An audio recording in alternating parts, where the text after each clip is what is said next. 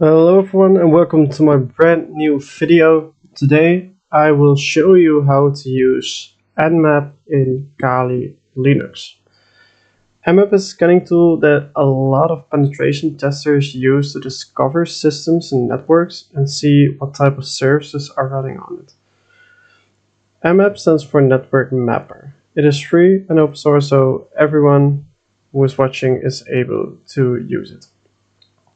To practice with NMAP, you can perform scans to scan me dot mmap.org. This is a service provided by NMAP itself to practice with the tool. So all the scans that we are going to do in this video, we're going to perform towards scanme.mmap.org.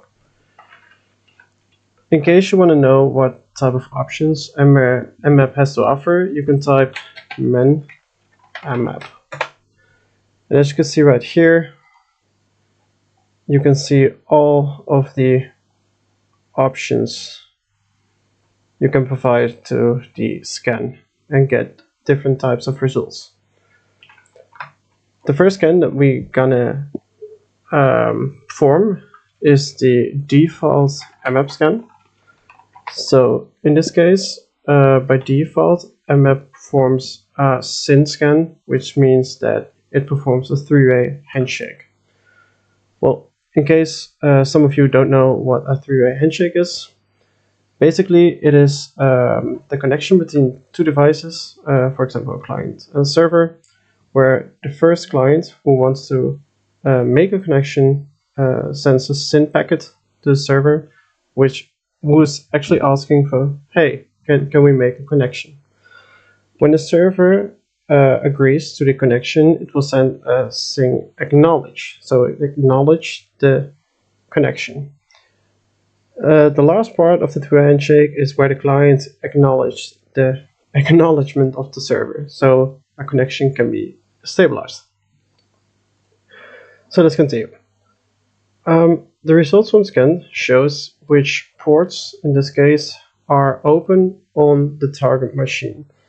You can also use NMAP to discover multiple machines in a network, but in this case, this was a specific machine which shows the open ports that are on it.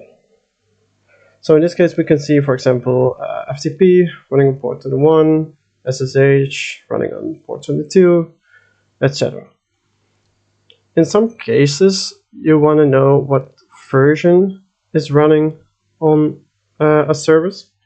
So what we can do, for example, is perform an mmap scan where we're going to say, okay, I want to perform an mmap scan and add the -sv to it. And in this case, for example, port 21. To again scan me.mmap.org.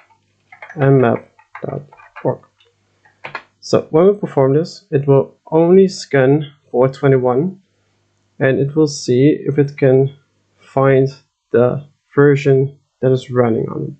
So in this case, we're not able to find the version. Maybe we have more luck with port 22. Now we're gonna add some more to see if we can get a result somewhere. Let's say 25 or so. Maybe we can get a result from one of these services.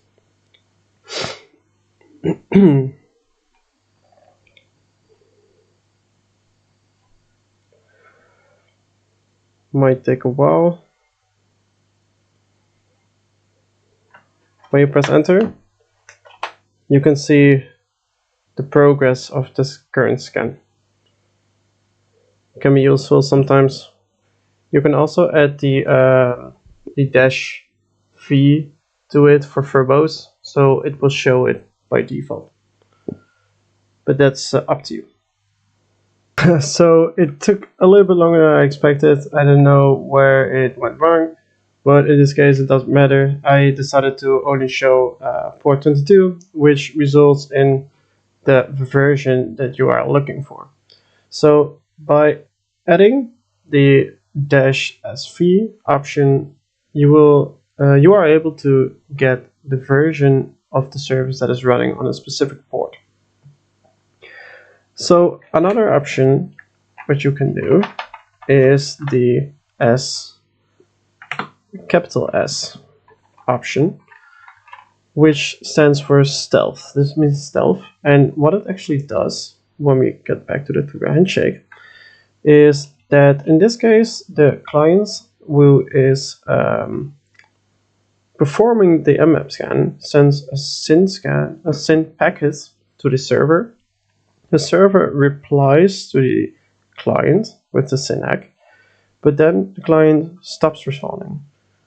And because the client stops responding, no connection will be stabilized, which makes it more harder for the server to detect some scans like this. So when we perform this,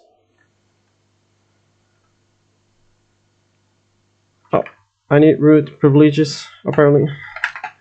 So let's add root to it.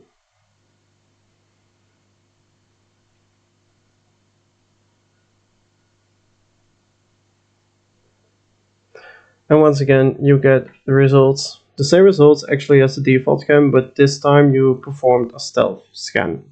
It's sometimes good to know the difference between those scans, because when you are performing tests like this, you want to stay under the radar. You don't want them to detect you. So this option can be very handy in that case.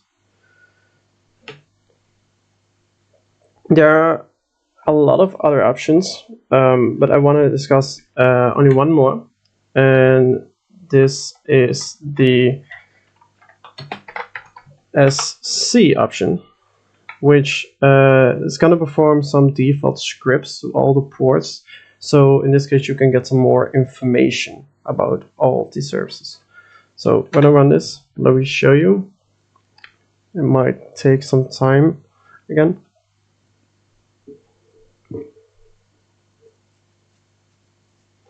Oh, there you go. Okay, so this time it's not showing a lot of information, but in this case you can see some information about the SSH host keys, for example. But a lot of times, especially when you are doing CTS on Hack the Box or TryHack, for example, you are able to see FTP anonymous login, for example. So that means that you can log in as an anonymous user to FTP, which can be very useful in those cases.